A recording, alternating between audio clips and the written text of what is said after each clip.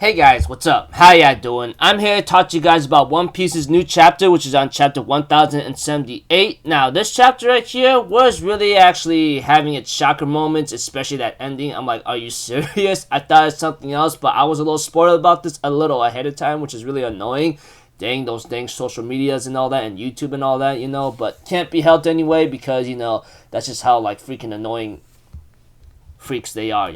But that's my fault anyway too because yada yada yada. But that aside, let's just get this started. We have to it. There's a cover page story where freaking Vinsmoke and Caesar the Clown is actually going to work together. There was this stupid side story always showing up each new chapter, which is pretty cool and all, but looks like to me more hell is going to be happening again. But that aside, I don't care because unless we meet up with them again, which could highly be the case, we'll see them again. But that aside, we had to it. Stussy informs Sentomaru that Kizaru's on the way while going with Jinbei trying to find the other Vegapunks or the main Vegapunk, Stella, And that aside, Stussy also informed Sentomaru that freaking the Doctor not only continued the Forbidden Scholars research, but he's taking it much further, And we have to it that they know that Egghead Island's very dangerous right now, and they decide to go full on force to blow it to hell, that kind of thing. And we had to it. Sentomaru informs the residents that you gotta get the hell out of here right now, or we're all gonna die, Then we see to it that freaking Frankie, on the other hand, he's still alive and not petrified, knowing that freaking Usopp and Lilith is petrified completely, can't get out of there, and freaking Frankie's like, let me go, dude. And we had to it. Vegapunk Pythagoras ends up asking, hey, Snake, who the heck ordered you to do this? And Pythagoras gets stomped on and destroyed. We don't really know. But one thing's for certain is that,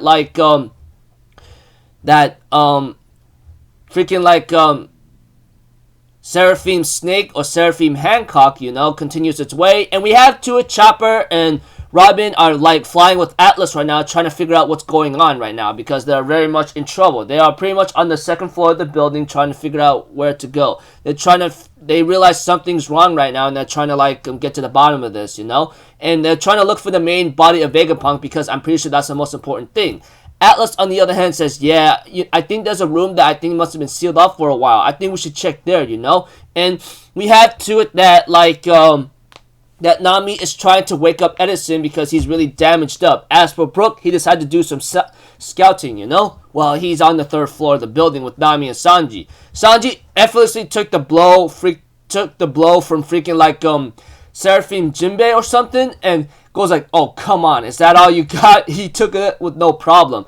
And we have to it that Luffy and Zoro are trying to figure out how to deal with these Seraphim, but they realize Seraphim Mihawk is gone. And they go oh wait, hold on, just a second. Where the heck did he go? And they go I think he went to go prior towards the order of his targets, thinning the herd kind of thing, saving the toughest for last. And Lucci continues to talk about how Seraphim Mihawk decides to killing your weaker friends will be the first to go. And we have to it. Zoro gets upset about this and decides to chase him down. However, freaking Luffy asks Usopp, which he calls Kaku, that to go get to Zoro because he's gonna get freaking lost, because we all know Zoro. He's super strong, but he sucks at his sense of direction. That kind of thing. We have to it that freaking Luffy continues his fight against Seraphim Kuma and Lucci tells Straw Hat to use his brain because any damage he does is not going to work at all, We have to it. There's a narration where Bonnie continues to read the memories of her father and cries tremendously, We have to it that someone is actually trying to that we get into a black backstory 3 months prior to the Holy Land Mary Joes is that Vegapunk was trying to research the Void Century, but he denies that and there's no proof of that, And then they end up sending warships at Egghead Island, but unfortunately for them, they end up disappearing, which confirms their suspicion. Not to mention, at the same time, someone was actually talking to the 5 elders, and this individual was talking to the 5 elders and exposed the genius of the scientist's treachery, And that is when CP0 goes on the mission to kill him. Not to mention they're gonna be backed up by a a 5 Elder, a freaking Admiral Kizaru, because we all know how strong Kizaru is. He's not a joke, you know. And not to mention some other Marine ships along the way that are like on the way. They also get informed about how the Straw Hat ships are like entering Egghead Island, which freaking it kind of gets really upset about this, you know, making it more complicated than ever, you know. And we have to it that things are about to cultivate tomorrow into a freaking war, possibly. Then we go back to a present time where Vegapunk is in the basement right now and says, "Why are you doing this? What are you trying to get out of it, huh? What's your problem? Do you really need to ask me that, you know?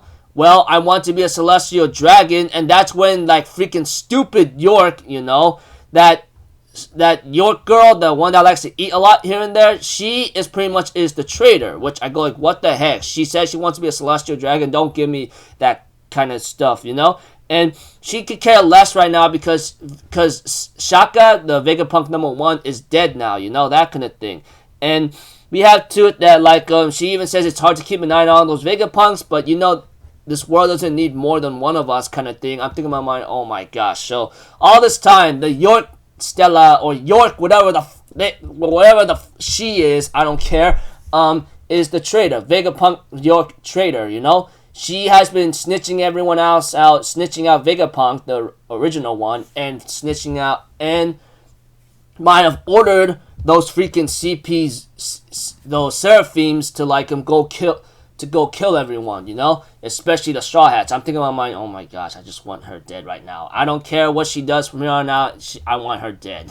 If that's the case, I want to be a celestial dragon. Okay, well, I could give you this.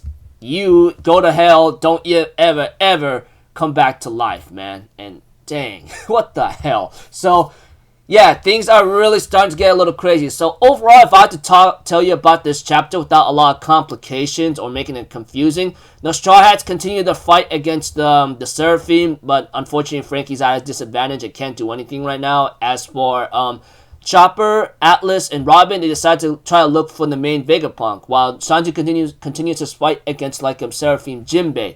While Zoro decides to chase Seraphim Mihawk because he ran off, while like Kaku decides to help him out because he's gonna get lost, you know. And Lucci and Luffy continues to fight against Seraphim Kuma, but it's not really going so well. While Lucci tells him to wait the hell up because it's not gonna work out very nicely. As for Bonnie, she continues to cry to look into the memories of her father, while like we get to see a narration where Vegapunk continues his research on the Void Century and like and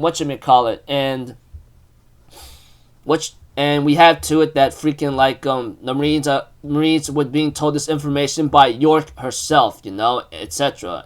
I don't care, but one thing's for certain is that she'll never be a celestial dragon anyway, because that's just how cruel they are, you know. So until then, people, I'll see you guys in the next video. So I'm out for Zero. Have a good day. I'll see you guys next time. All right, peace out. Bye bye. Toot toot.